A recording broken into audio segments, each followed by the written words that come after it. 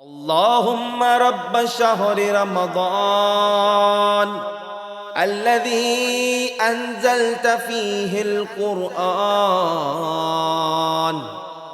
وافترضت على عبادك فيه الصيام.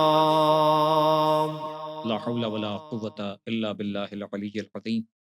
أعوذ بالله السميع العليم من الشيطان اللعين الرجيم. بسم الله الرحمن الرحيم. الحمد لله رب العالمين. الحمد لله الذي لم يتخذ صاحبة ولا ولدا ولم يكن له شريك في الملك ولم يكن له ولي من الذل وكبره تكبيرا. والله الذي لا إله إلا هو الملك القدوس السلام المؤمن المهيمن العزيز الجبار المتكبر. سبحان الله عما يشركون. هو الله الخالق البارئ المصور له الأسماء الحسنى يسبح له ما في السماوات والأرض وهو العزيز الحكيم. والصلاة والسلام على أشرف الأنبياء والمرسلين سيدنا ونبينا ومولانا أبي القاسم محمد.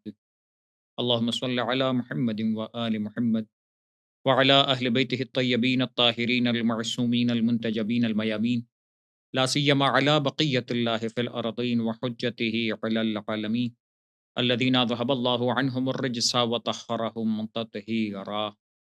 واللعنة الدائمة على أعدائهم أجمعين من يوم ظلمهم وعداوتهم إلى يوم الدين. أما بعد، فقد قال الله تبارك وتعالى في القرآن الحكيم: بسم الله الرحمن الرحيم. منها خلقناكم وفيها نعيدكم ومنها نخرجكم تارة أخرى. صدق اللہ العلی العظیم۔ شہادت مولا کائنات علیہ الصلوۃ والسلام کے حوالے سے یہ ہماری دوسری گفتگو ہے۔ سرنامہ کلام کی آیت سورہ طٰہٰ کی 55ویں آیت کہ جس میں خالق کائنات نے انسان کی اس خلقت کے مراحل کو بیان کیا کہ اسی مٹی سے ہم نے تمہیں بنایا ہے، اسی مٹی میں ہم تمہیں پلٹا دیں گے اور اسی سے پھر دوبارہ تم نکالے جاؤ گے۔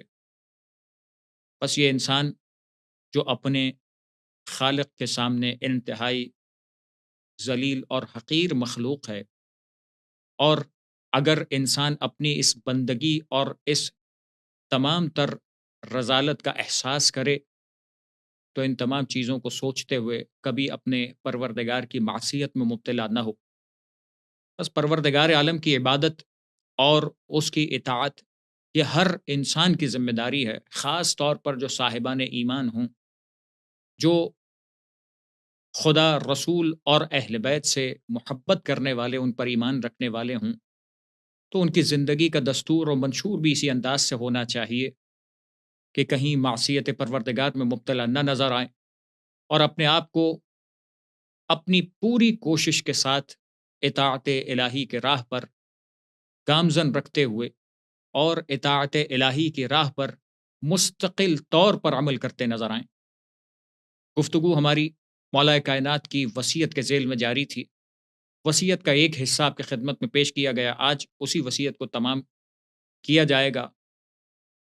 نہج البلاغہ مکتوب نمبر 47 یہ وصیت موجود ہے کہ جس میں مولا نے اپنے بچوں کو، اپنے اہل و عیال کو، اپنے گھر والوں کو اور اپنی تمام اولاد کے ساتھ ان تمام افراد کو بھی اس وصیت میں شامل فرمایا ہے کہ جو قیامت تک اس وصیت کو پانے والے ہیں۔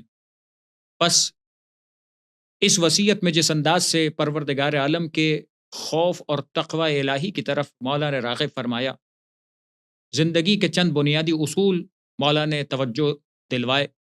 اپنے امور کو منظم کرو، معاملات کو لوگوں کے ساتھ سدھار کر رکھو، ظالم کے دشمن بنو، مظلوم کے مددگار بنو، اور ان تمام امور کو اس انداز سے انجام دیتے دیتے پھر مولا ارشاد فرماتے ہیں اس تمام احکامات کے بعد کہ دیکھو یتیموں کے بارے میں اللہ سے ڈرتے رہنا۔ انسان وصیت میں ان تمام موضوعات کو، ان تمام چیزوں کو زیادہ فوکس کرتا ہے کہ جس کو سب سے زیادہ اہمیت دیتا ہے۔ جو مولا کائنات کی وصیت ہو، جو جس شخصیت کی کوئی مثال دنیا میں موجود نہ ہو، کہ جو رسول کے بعد سب سے زیادہ بہترین شخصیت، جو رسول کے بعد مشکل کشائے کائنات اور جس کے ولایت کا کلمہ ساری دنیا پڑھتی ہو، ساری کائنات اس کی ولایت کا کلمہ پڑھنے والی ہو، وہ دنیا سے جاتے ہوئے جب وصیت فرما رہے ہیں تو ان طبقات کی طرف اشارہ کرتے چلے جا رہے ہیں کہ معاشرے میں جس کا باپ دنیا سے چلا جاتا ہے وہ بچہ یتیم کہلاتا ہے۔ اگر اس کا باپ اس کی رکھوالی اور اس کی نگہبانی کے لیے موجود نہ رہا تو ایک صاحب ایمان مولا کے چاہنے والے کی ذمہ داری ہے کہ یتیم پر شفقت کا سلسلہ جاری رکھے، اس کے بارے میں اللہ سے خوف کرتا رہے۔ مولا اس کی وضاحت میں ارشاد فرماتے ہیں ایسا نہ ہو ان پر فاقوں کی نوبت آ جائے اور وہ تمہاری نگاہوں کے سامنے ایسا نہ ہو برباد ہو جائیں۔ یعنی یتیم، ہم کہتے ہیں نا کہ ایک حدیث جو منسوب ہے، انا و علی ابوا هذه الامہ، اللہ کے رسول فرماتے ہیں کہ میں اور علی اس امت کے باپ ہیں۔ جب باپ دنیا سے جاتا ہے تو امت یتیم ہو جاتی ہے، بس اس یتیم امت کی سربراہی اور اس یتیم امت کی رکھوالی کے لیے بھی پروردگار انتظام کرتا ہے اور ایک کے بعد ایک حجت بھیجتا رہتا ہے، اور اس زمانے کی حجت نے بھی ہمارے سروں پر ہاتھ رکھا ہے، ہمارے امور کو دیکھتے ہیں، ہماری مشکلات کو دور کرتے ہیں۔ بس آج اس غیبت کے دور میں اہل بیت کے چاہنے والے کی یہ ذمہ داری ہے کہ جس طرح سے اپنے آپ کو اپنے مولا کے سامنے جس طرح سے پاتا ہے اور جیسی الفت و محبت کا تقاضا کرتا ہے، بس معاشرے کے ایسے افراد کے سامنے اس کی بھی ذمہ داری لگائی گئی ہے کہ اگر معاشرے میں کوئی یتیم ہے تو ایسا نہ ہو وہ فاقے میں گزر جائے، اس کے دن اور رات فاقے سے گزر رہے ہوں اور تم اپنے گھر پہ کھانا کھا رہے ہو، تم اچھے کپڑے پہن رہے ہو اور وہ بیچارہ محتاج اور بے سہارا رہ جائے۔ فرمایا تمہاری نگاہوں کے سامنے ایسا نہ ہو برباد ہو جائیں۔ اور دیکھو ہمسایوں کے بارے میں، ایک تو یتیم، دوسرا ہمسایہ جو پڑوس ہے، فرمایا اس کے بارے میں اللہ سے ڈرتے رہنا، تمہیں مولا کائنات کی وصیت ہے۔ فرمایا اللہ سے ڈرتے رہنا، ان کے بارے میں تمہارے پیغمبر کی وصیت یہ ہے کہ آپ ان کے لیے برابر یہ نصیحت فرماتے تھے، یہاں تک کہ ہم نے خیال کیا کہ شاید آپ انہیں وراثت میں بھی حصے دار قرار دے دیں۔ یعنی پڑوس کتنا حق رکھتا ہے۔ سوال یہ نہیں ہے کہ پڑوسی میں رہنے والا مسلمان ہے یا نہیں، وہ کسی فرقے کا ماننے والا مسلمان ہو تو بات بڑھ جاتی ہے، چاہے آپ کے فرقے سے تعلق نہ بھی رکھنے والا ہو، مسلمان تو ہے، اللہ اور رسول کا کلمہ تو پڑھتا ہے، اگر مسلمان نہ بھی ہو تب بھی پڑوسی ہونا خود وہ حق رکھتا ہے۔ ایک مومن صاحب ایمان مولا کا چاہنے والا اہل بیت سے محبت رکھنے والا اپنے پڑوس کے لیے ایسا بہترین ہمسایہ ثابت ہو کہ وہ اس کے کردار کو دیکھ کر محسوس کرے کہ واقعاً جس دین کا اور جن لوگوں کا یہ پیروکار ہے وہ کتنے بہترین ہوں گے۔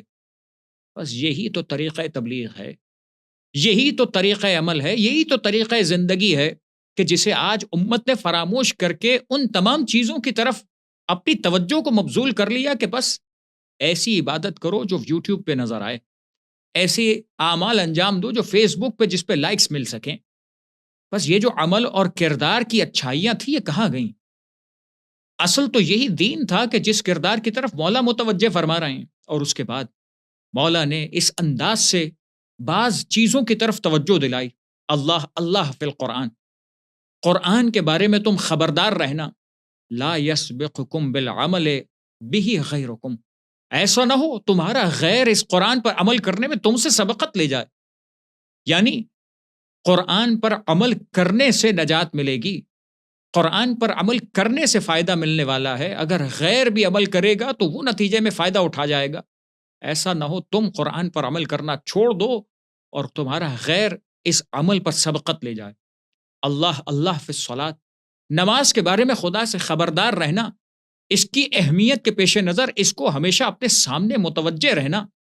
کیا فرمایا؟ فَإِنَّهَا عَمُودُ دِینِکُم، یہ تمہارے دین کے ستون ہیں، تمہارے دین کی بنیاد ہے۔ بس نماز چھوڑ دی تو پھر کیا بچا؟ وہ دین تمہارا قائم ہے ان ستونوں پر کہ جن ستونوں میں سے نماز ہے۔ بس نماز نہ رہے تو پھر کیا دین میں بچ جائے گا؟ بس عمل کو اور نماز اور روزہ اور ان جیسی تمام عبادتوں کو اور قرآن کو، یہ جتنی بھی عبادتوں کا ایک کے بعد ایک تذکرہ ہے۔ تیسرا تذکرہ اللہ اللہ فی بیت ربکم لا تخلوہ ما بقیتم، اللہ کے گھر کے بارے میں، خانہ کعبہ کے بارے میں خبردار رہنا، اس کے بارے میں اللہ سے ڈرو. ایسا نہ ہو کہ تم جب تک زندہ ہو اسے خالی مت چھوڑ دینا، اس لیے کہ اگر تم نے اسے خالی چھوڑ دیا تو یاد رکھنا تم دیکھنے کے لائق بھی نہیں بچو گے. یعنی کعبے کو فرق نہیں پڑنے والا، تمہیں فرق پڑے گا. تم اگر کعبے کی اہمیت بھلا بیٹھے، تم نے اگر کعبے کو خالی چھوڑ دیا تو یاد رکھنا پھر تمہاری کوئی عزت و وقت و حیثیت باقی بچے گی نہیں، پھر تم دیکھنے کے لائق بچو گے نہیں. پھر فرمایا اللہ اللہ فی الجہاد، کہ جہاد کے بارے میں اللہ سے ڈرو. کون سا جہاد؟ جب جہاد کا نام آتا ہے لوگوں کے کان کھڑے ہو جاتے ہیں. جہاد کا مطلب تلوار اٹھانا، جہاد کا مطلب اسلحہ اٹھانا، جہاد کا مطلب لڑائی کرنا، جہاد کا مطلب جان لینا. مولا فرما رہے ہیں جہاد. کون سا جہاد؟ بے اموالکم، اپنے مال سے جہاد. اپنا مال قربان کرنا سیکھو. معاشرے کے جن طبقات کی طرف مولا نے اشارہ کیا یہ چند طبقات تھے، اس کے علاوہ بھی وہ فقراء، وہ مساکین، وہ غرباء، وہ یتیم، وہ مسکین، وہ پڑوسی، وہ رشتہ دار تمہارے مال کے محتاج ہیں. یہ جہاد ہے تمہارا کہ اپنے مال کو اس پر خرچ کرنا سیکھو. صرف تلوار جہاد نہیں ہے، صرف انسان کا یہ تمام عمل کہ جو اسلحوں کے ذریعے سے ہو وہ جہاد نہیں. وہ جہاد کا ایک حصہ ضرور ہے، اہمیت رکھتا ہے، لیکن فرمایا بے اموالکم و انفسکم، اپنے نفسوں سے، اپنی جان سے جہاد کرو. وہ السنتکم، اور اپنی زبان سے جہاد کرو. پیغام الہی کو پہنچانے کا وسیلہ بن رہے ہو، اپنے آپ کو بھی عمل سے مزین کرو.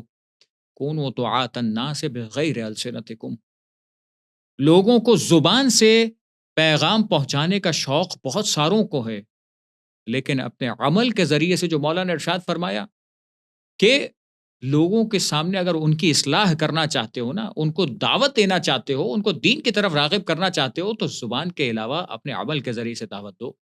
تمہارا عمل ایسا ہونا چاہیے جسے دیکھ کر لوگ اس بات کی طرف قائل ہو جائیں کہ یہ عمل ہے جو بہترین ہے.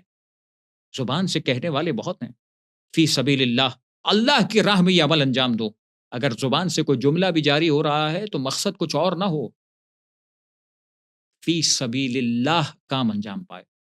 مال ہو، جان ہو، اگر خرچ کرو جہاد میں تو فی سبیل اللہ یہ عمل انجام پائے. اور پھر یہ تمام چیزوں کے بعد میں ایک جملہ کہوں کہ تمام وہ موارد ہیں کہ جن کی طرف توجہ دلا کر خدا کا خوف دلایا جا رہا ہے، مولا کی جانب سے وصیت ارشاد فرمائی جا رہی ہے کہ تمام طبقات ہیں کہ جن کی طرف توجہ کرے انسان. ذمہ داری ہے ہر انسان کی، ہر مومن کی.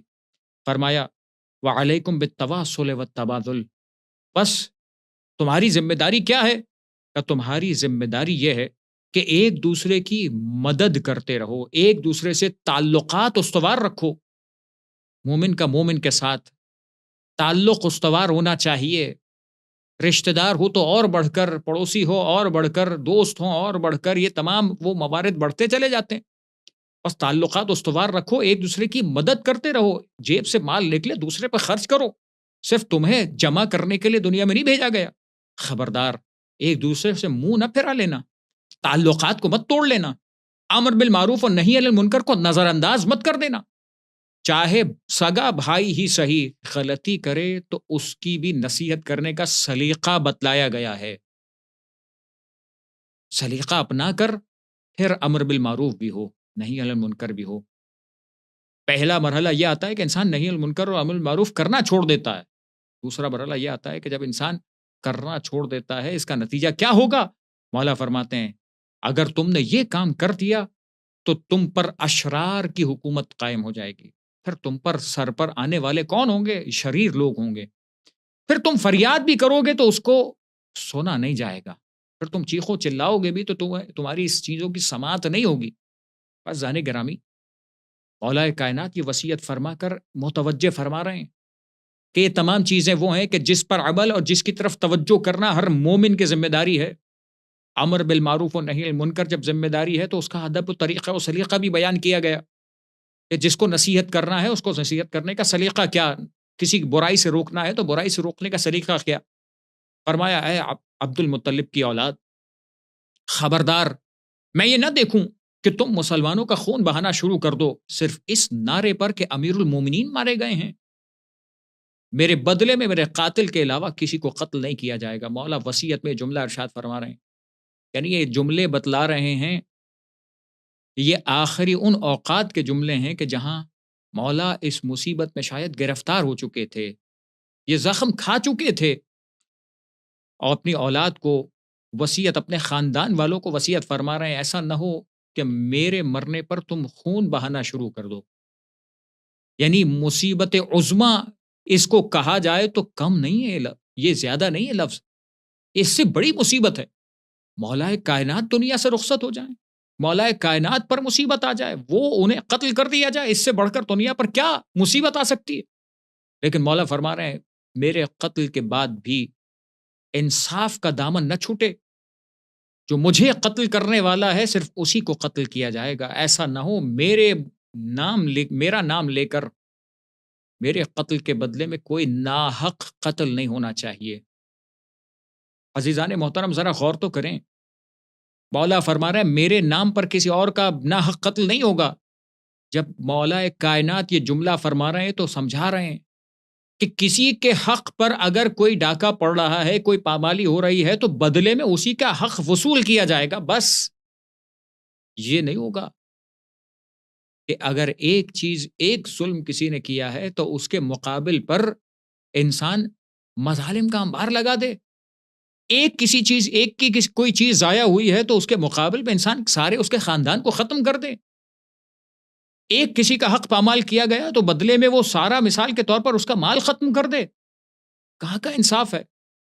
یہ اگریشن، یہ ظلم، کیا یہ اہل بیت نے سکھایا ہے؟ کہیں اہل بیت نے اس کی تائید فرمائی ہے؟ بلکہ خود مولا کائنات کا یہ جملہ بتلا رہا کہ یہ کام نہیں ہونا چاہیے، یہ کام قطعاً میرے قتل پر بھی مناسب نہیں ہے کہ میرا قتل ہو اور میرے قتل کے مقابل پر لوگوں کو قتل کر دیا جائے گا، نہیں، میرے قاتل کو قتل کیا جائے گا، اس کے علاوہ قتل نہیں کیا جائے گا۔ اور پھر عجیب جملہ ہے، دیکھو اگر میں اس ضربت سے بچ نہ سکا تو ایک ضربت کا جواب ایک ہی ضربت ہوگی، اور دیکھو میرے قاتل کے جسم کے ٹکڑے مت کرنا۔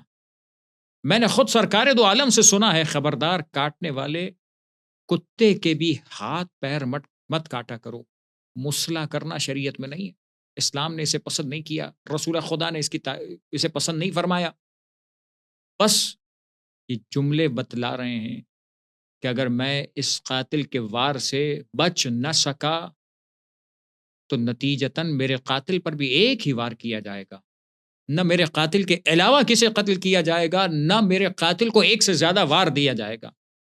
یہ ہے عدالت علوی۔ جس طریقے سے مولا نے زندگی گزاری ہے، جو سلیقہ زندگی مولا نے اپنایا تھا، اور آخری ادوار میں جو مولا کی زندگی کے میں بہت ہی مختصراً آپ کی خدمت میں ایک خاکہ پیش کروں، یہ جو طریقہ تھا کہ عوام کو بار بار مولا کا یہ جملہ تو تاریخ میں ملتا ہے نا، سلونی سلونی قبل ان تفقدونی، پوچھو مجھ سے قبل اس کے کہ میں تمہارے درمیان نہ رہوں، تم مجھے اپنے درمیان سے کھو دو۔ بس مولا سوال کرنے کا حکم دے رہے تھے، یعنی عوام کے افراد بھی سوال کر کے اپنے علم کو آگے بڑھائیں، اپنی علمی سلسلے کو، اپنی سمجھ اور اپنی فقہ کو، اپنی تفقہ اور تعلم کو آگے بڑھائیں۔ اور اسی لیے مولا کائنات کا وہ طریقہ میں نے پچھلی گفتگو میں بھی نقل کیا تھا کہ مولا نے اپنی اس دور خلافت میں طریقہ رکھا تھا کہ ظہر کے بعد درس ارشاد فرمایا کرتے تھے، نصیحت فرمایا کرتے تھے، لوگوں کو تقوی اور واز و نصیحت فرمایا کرتے تھے۔ یہ سلیقہ تھا کہ لوگوں کو آگاہی، لوگوں کو دین کی طرف راغب کرنا، اور لوگوں کو دین کی طرف پختگی کے ساتھ لانا، دین کے مضامین سے آگاہ کرنا۔ اور یہی وہ طریقہ نظر آتا ہے کہ جہاں تاریخ کے علماء نے لکھا کہ یہیں پر مولا ان تمام علوم کو بھی بیان فرمایا کرتے تھے کہ کوئی نحو سیکھتا تھا، کوئی اعراب سیکھتا تھا، کوئی دیگر علوم ریاضی سیکھتا تھا، کوئی حساب کے علوم سیکھتا تھا، اور مولا کے شاگردوں میں بھی وہ مشہور شاگرد موجود ہیں کہ جو ان تمام علوم کے ماہر تھے۔ مولا اس انداز سے اپنی اس رعایا کی تربیت اور تعلیم کا خیال رکھا کرتے تھے۔ اپنی رعایا کے لیے تعلیم کا یہ سلسلہ بس یہ سبق ہے رہتی دنیا تک کے ہر اس سربراہ کے لیے کہ اگر کوئی کسی علاقے، کسی مملکت، اپنے خاندان کا ہی سربراہ ہے، اپنے خاندان ہی کو صحیح تعلیم کے زیور سے آراستہ کرے، دین کی بنیادوں سے آشنا کرے۔ یہ چیزیں وہ ہیں جو گوہر بے بہا ہیں، جو انسان کو ترقی دیتی ہیں۔ پھر مولا کائنات کا سلیقہ کیا کہ جب کسی کو مقرر فرمایا، چاہے کسی کو گورنر یا عامل بنایا، چاہے کسی کو کسی حکومت کا کسی محکمے کا سربراہ بنایا، تو نصیحتیں اسی انداز سے ہیں کہ تقوی قائم رہے، مال کی محبت دل میں مت بسا لینا۔ ایسا نہ ہو کہ تم عدالت کے نظام کو چھوڑ دو۔ سب سے زیادہ اہمیت اسی بات کی ہے کہ تم جن لوگوں کے اوپر سربراہ ہو ان کے ساتھ تعلقات قائم رکھنا۔ ایسا نہ ہو تم گوشہ نشینی میں زندگی گزار رہے ہو۔ بعض یہ نصیحتیں موجود ہیں کہ تم اپنے گوشہ نشینی کے اوقات کو زیادہ مت رکھو۔ ایسا نہ ہو لوگوں کو یہ شکایت ہو کہ یہ تو ہم سے مل ہی نہیں رہا، یہ تو ہم سے رسائی میں ہی نہیں ہے، ہم اس سے سوال کریں تو کیسے، ہم اس سے پوچھیں تو کیسے، ہم اس سے کوئی مسئلہ حل کروانا چاہیں تو ملے کیسے۔ یعنی ایک صاحب قدرت کے لیے مولا کی طرف سے تو یہ نصیحتیں ہوں کہ وہ لوگوں کے درمیان رہے۔ اور آج جیسے جیسے کسی کا اسٹیٹس یا کسی کا مقام بڑھتا چلا جاتا ہے، وہ اسی قدر لوگوں سے دور ہوتا چلا جائے۔ یہ کہاں کا انصاف ہے، کہاں کا سلیقہ ہے؟ جہاں جہاں انسان کے پاس اقتدار اور قدرت آتی چلی جائے، وہاں مولا کا یہ سلیقہ تھا، نصیحتیں تھیں کہ اپنے آپ کو عدل اور انصاف کے کٹہرے میں رکھنا۔ یہ مال خدا ہے، یہ جو تمہارے پاس ہے جسے تقسیم کرنے کی تمہیں ذمہ داری دی گئی ہے، یہ مال وہ ہے کہ جس مال کو خدا کا مال سمجھ کر اس کی حفاظت کرنا۔ ایسا نہ ہو یہ مال ضائع ہو جائے، کوئی اپنے حق سے محروم کر دیا جائے۔ بس یہ وہ سلیقے ہیں کہ جس سلیقوں سے مولا نے زندگی گزارنے کے طریقے بتلائے، اپنے عاملین اور اپنے ہی مقرر کردہ افراد کو بھی اتنا سختی کے ساتھ عمل پر کاربند رہنے کا حکم فرمایا۔ بس عزیزان محترم، یہ وہ سلیقے ہیں کہ جو ہر مومن کے لیے مشعل راہ ہے۔ میں نے بہت مختصر آپ کی خدمت میں پیش کیا، مختصر ہی بیان کر پایا۔ وہ جملہ میں نے آپ کی خدمت میں عرض کیا تھا کہ جب مولا کو ضربت لگ گئی تھی، جب مولا اس ضربت کے اثر سے تڑپ رہے تھے، نماز تمام ہوئی، مولا کو لے جایا جانے لگا، بس وہاں مولا کا یہ جملہ نظر آتا ہے۔ ایک مرتبہ ان آیتوں کی تلاوت کرنے لگے، وَاللَّيْلِ إِذَا عَسْعَسَ وَالصُّبْحِ إِذَا تَنَفَّسَ إِنَّهُ لَقَوْلُ رَسُولٍ كَرِيمٍ۔ رات جا رہی تھی، صبح آ رہی تھی، بس یہ اپنی زندگی کو کہہ رہے تھے رات، موت کو کہہ رہے تھے دن۔ ایک مرتبہ سورج کو دیکھا ابھر رہا تھا، خطاب کرنے لگے، اے سورج گواہ رہنا، کبھی میں نے یہ نہیں دیکھا، کبھی تو نے یہ نہیں دیکھا ہوگا کہ تو نے میرا انتظار کیا ہو، ہمیشہ میں نے تیرا انتظار کیا ہے۔ یعنی کہ اے سورج، علی نے کبھی عبادت الہی میں اس رات کے پہر میں کوتاہی نہیں کی، گواہ رہنا قیامت کے دن علی کا چاہنے والا کیسے سورج کے نکلنے سے پہلے عبادت سے محروم رہ سکتا ہے۔ بس یہ عبادتوں کے سلسلے ہیں، یہ سلیقہ عبادت ہے، یہ طریقہ عبادت ہے۔ مولا کو گلین میں رکھا گیا۔ ایک مرتبہ میرا مولا گھر کے قریب پہنچا، یقیناً جب بیٹیوں نے اطلاع پائی ہوگی، اپنی زبانوں سے اپنے بابا کا نوحہ پڑھا ہوگا، ہائے ہمارا بابا دنیا سے جا رہا ہے، ہائے ہمارے بابا پر یہ صدمہ وارد ہوا۔ ایک مرتبہ بیویوں کی صدائیں بلند ہوں، ارے مولا کائنات کیسے برداشت کرے، اپنے دوستوں کو رخصت کر دیا۔ ایک مرتبہ اپنے پیٹوں کے کاندھوں پر ہاتھ رکھے اپنے گھر میں داخل ہوئے۔ ایسا نہ ہو بیٹیاں مجھے اس چادر میں لیٹا ہوا دیکھ کر گھبرا جائیں۔ گھر میں آئے، ایک مرتبہ جراح کو بلایا گیا، جراح نے آ کر زخم کو دیکھا۔ اب جو زخم کو دیکھا، زبان سے کچھ نہ کہا، اپنا عمامہ اتار کر پھینک دیا۔ جب سوال کیا گیا، کہنے لگا، اے اولاد علی، اب یہ میرے مولا کا زخم اچھا نہیں ہوگا۔ ایک مرتبہ میرا مولا زہر کے اثر سے تڑپتا رہا۔ بعض روایتیں کہتی ہیں اسبغ ابن نباتہ ایک مرتبہ مولا سے ملاقات کرنے آ رہے تھے۔ مولا سے ملاقات کرنا چاہتے تھے، گھر میں داخلے کی اجازت ملی، ایک مرتبہ گھر میں داخل ہوئے، وہ زہر کا اثر کتنا زیادہ تھا، ایک مرتبہ وہ زہر کا اثر دیکھا، کہنے لگا کہ میں نے دیکھا تھا اپنے مولا کے سر پر ایک زرد پٹی بندھی تھی، لیکن میں پہچان نہیں پا رہا تھا وہ پٹی زیادہ زرد تھی یا مولا کا چہرہ مطہر زیادہ زرد تھا۔ ارے زہر کا اثر ایسا تھا، میرا مولا تڑپ رہا تھا، غشی آتی تھی۔ 19ویں کا دن گزرا، 20ویں کا دن گزرا، اب مولا نے وصیتیں کرنا شروع کی، مولا سے ملاقات کرنے والے لوگوں کا سلسلہ رہا۔ بس ایک مرتبہ وہ وقت بھی آیا جب مولا نے اپنی اولاد کو جمع کیا۔